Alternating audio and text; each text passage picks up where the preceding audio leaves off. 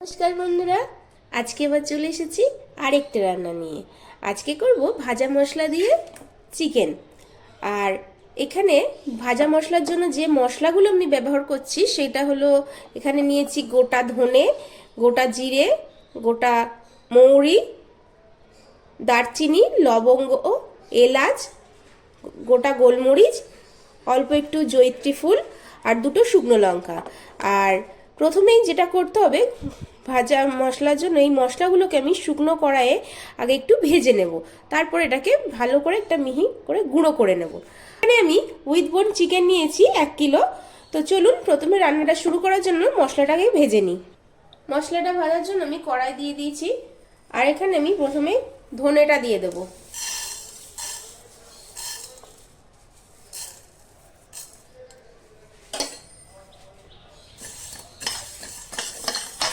আর শুকনো লঙ্কা দুটোও দিয়ে দিচ্ছি একসাথে,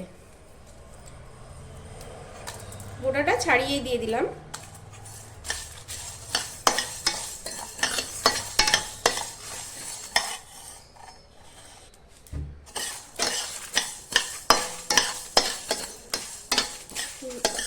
গোটা ধনে আর শুকনো লঙ্কাটা একটু ভাজার পরেই আমি বাকি যে মশলাগুলো ছিল ওইগুলো দিয়ে দিলাম।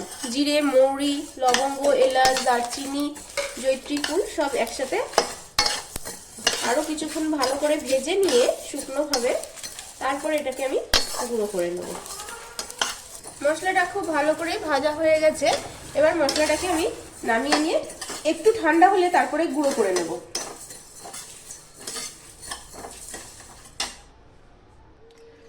ভাজা মশলাটা গুঁড়ো করা হয়ে গেছে, এবার রান্নাটা শুরু করব। রান্নাটা শুরু করার জন্য আমি এখানে কড়াইয়ে তেল দিয়ে দিলাম। 3 চামচ মতো তেল দিয়ে দেবো। তেল খুব ভালো মতো গরম হয়ে গেছে। তেলে দুটো তেজপাতা আর দুটো শুকনো লঙ্কা আমি দিয়ে দিলাম।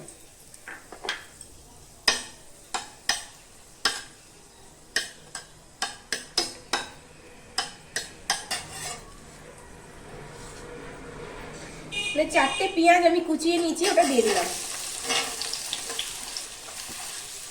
পেঁয়াজটাকে এবার ভালো করে ভেজে নেব। পেঁয়াজ ভাজার সময় আমি এখানে একটু চিনি দিয়ে দিচ্ছি, তাহলে পেঁয়াজটা তাড়াতাড়ি নরম হবে আর তরকারির কালারটাও সুন্দর আসবে। আর একটু লবণও দিয়ে দেবো।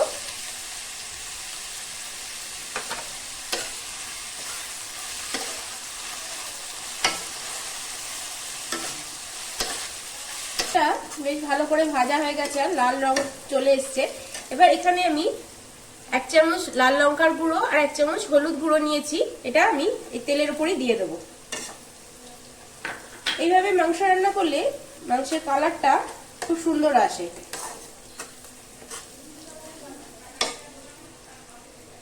একটু ভাজার পরই এখানে আমি রসুন বাটা 2 চামচ নিয়েছি, ওটা দিয়ে দেবো।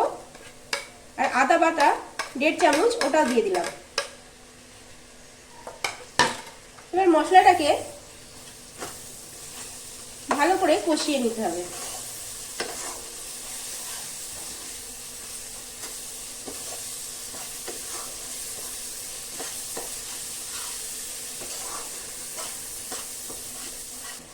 এই মশলাটাকে এবার ভালো করে বেশ কিছুক্ষণ ধরে কষিয়ে নেব, যতক্ষণ না মশলা থেকে তেল ছেড়ে আসে।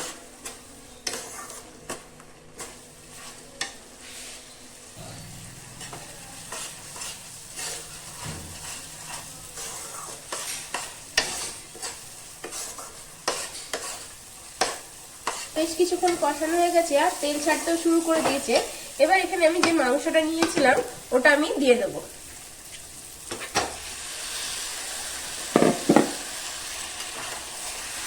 মাংসের সাথে মশলাটাকে আরো ভালো করে বেশ কিছুক্ষণ ধরে কষিয়ে নেব।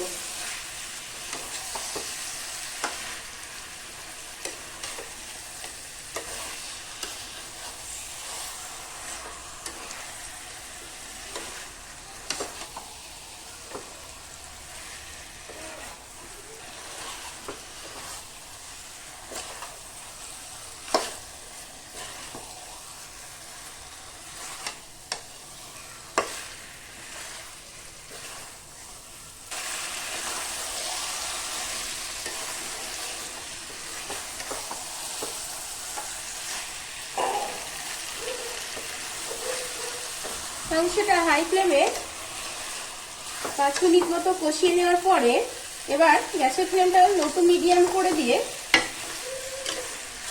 আরো কিছুক্ষণ ধরে মাংসটাকে কষিয়ে নেব।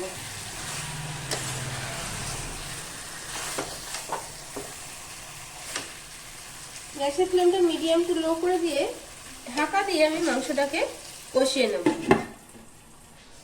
5 মিনিট পর ঢাকনাটা খুলে দিলাম। দেখুন মাংস থেকে কতটা জল রিলিজ করেছে। এখানে কিন্তু আমি একটু জল অ্যাড করিনি।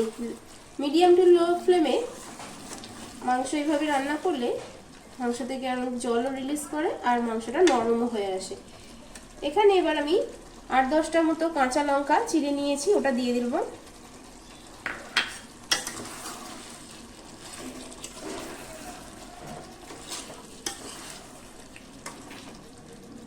আর যে ভাজা মশলাটা আমি গুঁড়ো করে নিয়েছিলাম, এটা অনেকটা মশলা আছে, কিন্তু আমি এটা তো সবটা অ্যাড করব না। এখানে আমি 2 চামচ মতো মশলা অ্যাড করব।